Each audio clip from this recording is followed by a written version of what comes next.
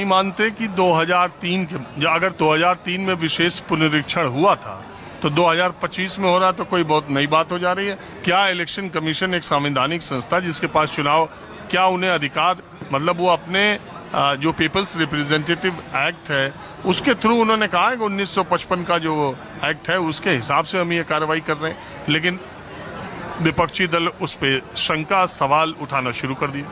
देखिए, जहाँ तक पुनर्निरीक्षण की बात है, भारत प्रजातंत्र है, दुनिया का सबसे बड़ा शायद प्रजातंत्र है, तो इसमें समय समय पे ये काम होना चाहिए।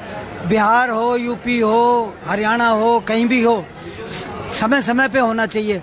और जो चीज़ें आपने बताई है, दूर दराज के गाँव में ये चीज़ें, बहुत सारी चीज़ें न मिले उनके पास, जैसे आपने LIC बताया और बहुत सारी चीज़ें बताए, एक कागज़ मिल जाए तो एक कागज़ भी बहुत है, एक कागज़ भी बहुत है। लेकिन इससे ये फ़ायदा होगा, जो ये रोहिंग्या की जो बात कर रहे हैं, मुझे लगता है वो भी ज़रूरी है। विदेशी आकर के क्यों रहे भाई यहाँ पर? मैं उसके खिलाफ नहीं, मानवतावादी हूँ, समता समानता को मानता हूँ, लेकिन मेरे देश में बाहर का कोई आदमी क्यों रहे? अगर पक्ष, सत्ता पक्ष इस बात को लेकर के अड़ता है कि ये तो सवाल ये है कि 2005 से 25 तक 20 साल में ज्यादातर समय NDA की सरकार बिहार में रही और इसके बाद 11 साल हो गए मोदी जी की सरकार केंद्र में है। इसके बाद भी रोहिंग्या बांग्लादेशी घुसपैठी बिहार तक चले आए, उनको पता नहीं चला। ये किसका फेल्योर है? ये जो सत्ता पक्ष है, अब इसका काम है, जो हमारा विकास का जो सौदा है, विकास के जो साधन है हमारे, वो बढ़ते हैं, वो हमारी सुरक्षा में भी सेंध लगती है। तो पुनर्निरीक्षण की जो बात है वो जायज़ है, पुनर्निरीक्षण की बात होनी चाहिए। इससे सही नागरिक कौन है देश का, उसका भी पता लगता है, और दूसरे जो सवाल है वो भी हल होते हैं। ये जो प्रजातंत्र है, इसमें सारे भारत में, पूरे भारत में विपक्षी दल वाले, तेजस्वी यादव, कांग्रेस और उनके साथ के गठबंधन के लोग यही तो कह रहे हैं कि अगर ये करना था तो आपने पहले से क्यों नहीं शुरू किया? ये 2 महीने में अफरा तफरी करना, और गरीब लोगों को जिनके पास कागज पत्तर नहीं है, बिहार के बारे में आप जानते ही हैं, तो वो ऐसा ना हो कि अन्याय हो जाए और असली वोटरों का नाम कट जाए और इसका फायदा सत्ता पक्ष को मिल जाए। असली वोट, हालांकि BLO जो, अब देखिए इसमें काम जो है, ज्यादातर आम आदमी को अगर मेरा वोट कट जाता है, मैं कहाँ कहाँ दौड़ूंगा, किसको किसको बताऊंगा? इसमें पॉलिटिकल पार्टीज और पॉलिटिकल वर्कर का काम बढ़ जाता है कि वो जब छपे वोटर लिस्ट तो वो देखे, लोगों तक पहुंचे, उसको वेरीफाई कराए, कटा है तो जुड़वाए, जुड़ा है तो कटाए। ये सारी चीजें आपत्तियों के लिए तो 1 महीना मिलता है। अब देखिए, जहाँ तक BLO का सवाल है, BLO घर घर जाके, जो शिक्षक हैं, चुनाव आयोग के कर्मचारी हैं, वो इस काम को करते हैं। प्राइमरी स्कूल के शिक्षक हो, माध्यमिक स्कूल के शिक्षक हो, यूनिवर्सिटी को छोड़ करके जो शिक्षक है वो करते हैं, और चुनाव आयोग के लोग भी करते हैं, और अल्टरनेट लोग भी रख लेते हैं। तो मुझे नहीं लगता ये काम करने में कोई ज़्यादा असुविधा होगी। 2 महीने बाद चुनाव अगर है तो चुनाव तो 4 महीने बाद है, लेकिन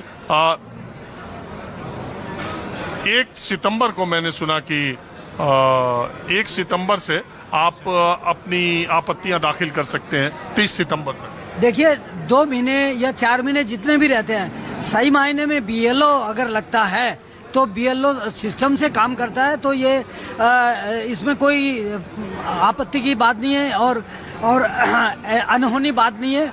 ये उस काम को, पुनर्निरीक्षण को कर सकते हैं। अच्छा, माना ये जा रहा है कि बिहार से जो ये शुरुआत हुई है मतदाता पुनरीक्षण की, इसके 6 ही महीने बाद बिहार के, 6 महीने क्या उससे भी कम समय में बंगाल के चुनाव है। तो दरअसल ये एक्सरसाइज बंगाल के चुनाव को ध्यान में रखते हुए पहले बिहार से ही शुरू कर दी गई है। कुछ लोग ऐसा कह रहे हैं ताकि बंगाल में भी शुरू करें, क्योंकि बंगाल में घुसपैठियों के, रोहिंग्यों के, हमेशा कहा जाता है, आप सुनते ही हैं कि सबसे ज्यादा अगर कहीं घुसपैठ हुई है और सबसे ज्यादा रोहिंग्या कहीं है तो वो बंगाल में उनको चिन्हित किया जाए। जो पहले सीए एनआरसी की बात कही जा रही थी, कुछ उस तर्ज पर विरोधी कह रहे हैं कि ये कार्रवाई शुरू की गई। सर ऐसा है कि ये जो प्रक्रिया है ये पूरी मैंने अपने आंखों से देखी है, अपने हाथों से करवाई है दिल्ली में।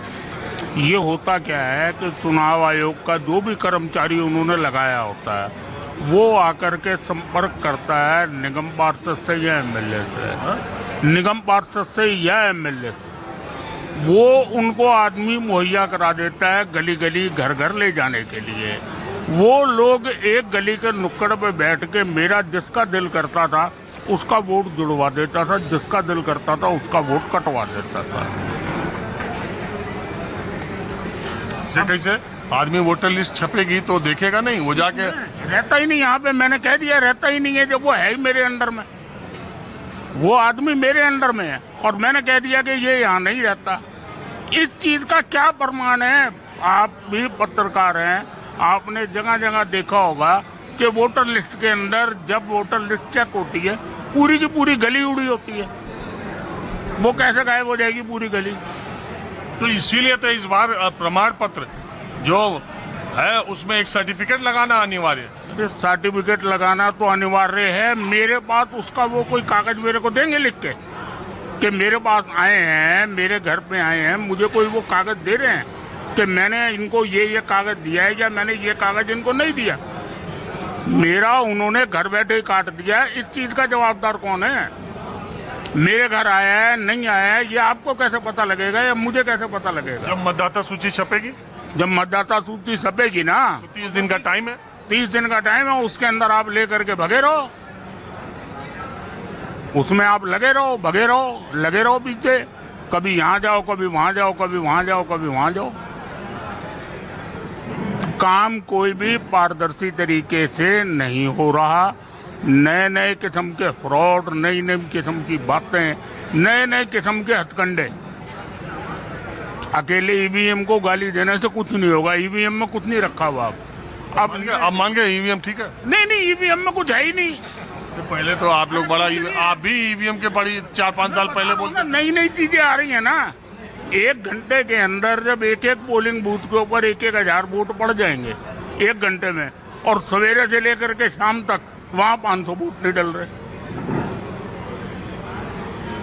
शाम को 5 बजे 6 बजे आंकड़ा कुछ आ रहा है, 3 दिन बाद आंकड़ा कुछ आ रहा है। अरे महाराज जी, इलेक्शन कमीशन की सफाई आपने सुनी? उसने पुराने भी सुननी नहीं। उसकी सफाई सुनकर फायदा क्या? तोते को तो जो पढ़ाओगे वो बोलेगा। तोते को जो आप बताओगे वही बोलेगा ना।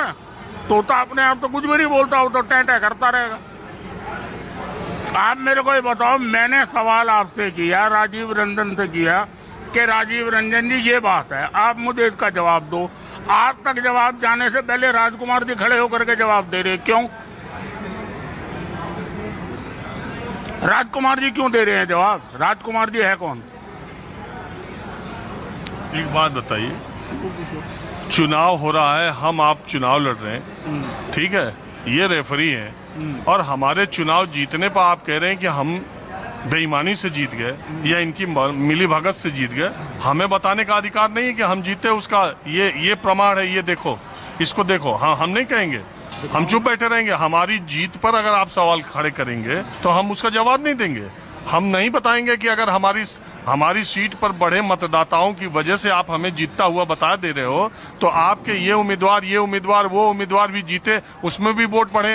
ये हम मुंह सिले रहे, हम इंतजार करें कि जब तक ये बोलेंगे नहीं तब तक हम बोलेंगे नहीं, और आप हमें कहते रहे कि हमने गलत प्रैक्टिसेस से चुनाव जीता। ये एक पक्ष तो ये भी है ना। हाँ, बिल्कुल है। रास्ते तो वो सारे बना के चलते हैं।